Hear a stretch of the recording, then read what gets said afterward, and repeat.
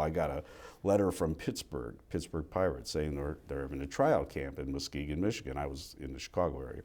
And so I'm thinking colleges, should I put in for a college? And because they were getting into the draft for Vietnam and stuff. And I said, nope, Pittsburgh wants me. I'm going to try out. I tried out. I made the last cut, started playing with the team.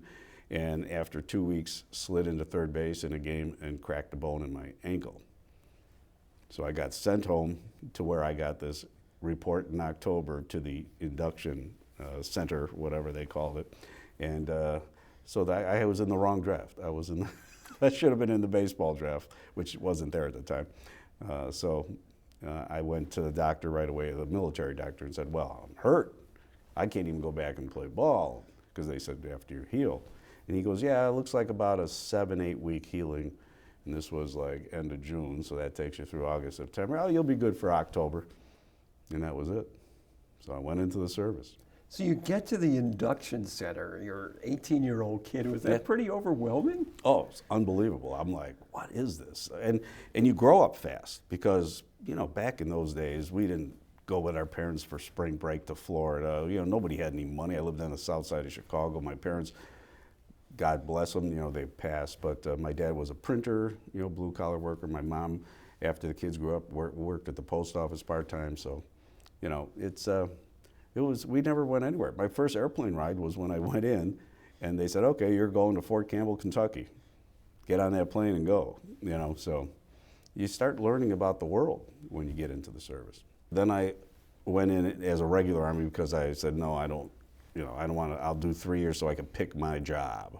Because if you go for 3 instead of 2, you can pick your job. So I picked my job and was in for 3. It's what they tell you. They say, look, 2 years, you're probably a grunt infantry and you're going to go to Vietnam because infantry was going to Vietnam. And I said, well, I kind of really don't want to do that. He said, well, you could pick any job you want if you extend for another year. And I said, well, it's a year, but I could do something. So I looked over things and I said, wow, I could go into armor, and they're sending all of the armor people to Germany. And then you get to see Germany and Europe, and wow, how cool is that? So I said, okay, sign up another year, but I wanted to go to armor school. So out of Fort Campbell, Kentucky, after basic training, now I'm in for 3 years, and they send me to Fort Knox, Kentucky for armor training. And I go through armor training, and then I go through non-commissioned officer school training and all that stuff. And I'm feeling good because everyone's going to Germany, right? And then I'm in the middle of non-commissioned officer training school, and the president at the time goes, we need armor in Vietnam. So they sent the 11th Armored Cav, which I was training with. And so I got my Vietnam orders as soon as I was done with school, thinking I'm going to Germany, but I actually went the other way and wound up in Vietnam with the movement of all the armor to Vietnam. I was sent to 11th Armored Cav Regiment, and I got assigned to drive an armored personnel carrier with the headquarters unit. The headquarters unit goes out, they go out in battle with all the other tank artillery battalions, which are like the 155 millimeter howitzers. They look like a tank with a monster, barrel, and these are really howitzers shooting big rounds out there. And so we would always sit in the middle with our APCs, our armored personnel carriers, and we would collect all the information, and we would have all the radio conversation back to the base camps. If there were any fighters coming in to give us air support, they did it with our few tracks, which had the special radios and things like that. So I drove the APC for that unit. Essentially, that's what all our APCs and tanks were lined up as a perimeter with your barrels shooting down. So if you had a ground attack during the night, you could easily repel it. But you had to sit on your APC or your tank at night and pull guard duty. And so you'd take 3 hours, and then you'd wake up the next guy and take your place, you go to bed, First day, very first day out there, no one tells me anything.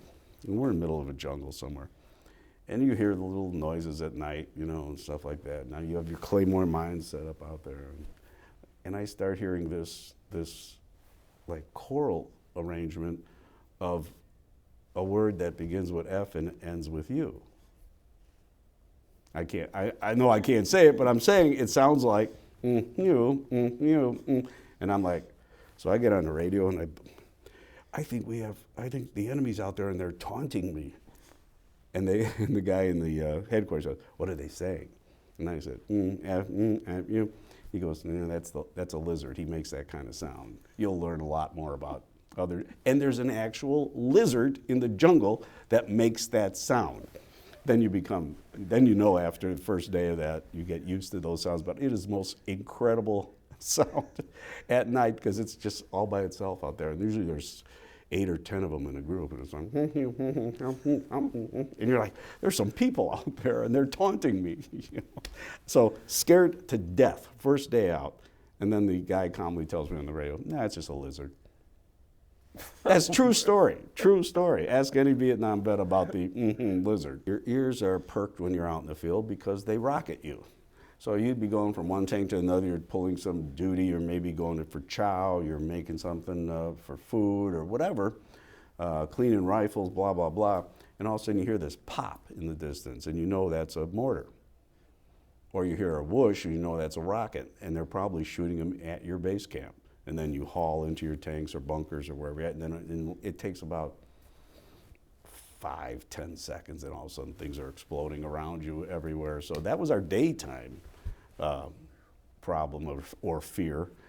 At night, same thing, you're listening for sounds in the jungle of movement, and you'll hear movement out there. You'll hear people, you'll actually hear sometimes whispers and people out there.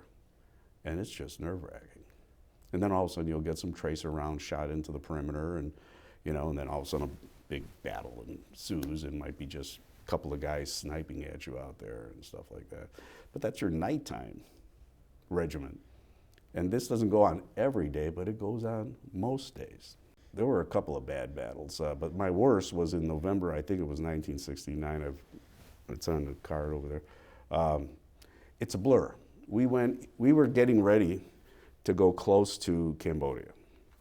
And we went past the furthest northernmost base. After you get past that base camp, it's tough. There's a lot of NVA, North Vietnamese Army, Viet Cong, and you're right by the Cambodian border where the Ho Chi Minh Trail was. And it's active, active. So we pull up, and we're about maybe 10 miles from the Ho Chi Minh Trail in the border of Cambodia. And we pull up, and we're establish a base camp here. And we did, just like we normally do, and put out the claymores and everything. And the first night, we didn't know it, but we set up kind of right over an underground Viet Cong base camp. So they were like underground below us where we set up. And all of a sudden, about 2 in the morning, they start coming at us. And they came out as a wave of troops, And a couple of guys came out of the ground. They're throwing the satchels, which are the bombs. They're what they call the satchel charges, which is a homemade kind of a bomb. And so we had people inside the perimeter and a bunch of people outside the perimeter, enemy. And so we're shooting like crazy. I mean, that jungle was lit up. We had many tanks blown up, people killed, many injured, including myself. But my injury was, not that bad. Just a piece of shrapnel through the knee. I've done a couple talks, like at the VA, the Veterans Hospital, about PTSD, post-traumatic stress disorder. And they asked me, like, well, you were, kind of successful, in your life, and got out of 2 years in Vietnam, and you obviously don't have PTSD. I don't think I do anyway. But they asked me, what was different with you than, say, somebody who, because I've seen people blown up, and I've seen burnt bodies, and I had to put them in a body bag, and and I've had tracers flying past my head and stuff. I don't know. It's really, a psychologist once came up to me after one of my talks, and I talked about how I'm just like all you guys who have PTSD. I had a good family, or I had a group of friends in the neighborhood, and I had a pretty decent upbringing, nothing special, and but war can be so horrid and horrific.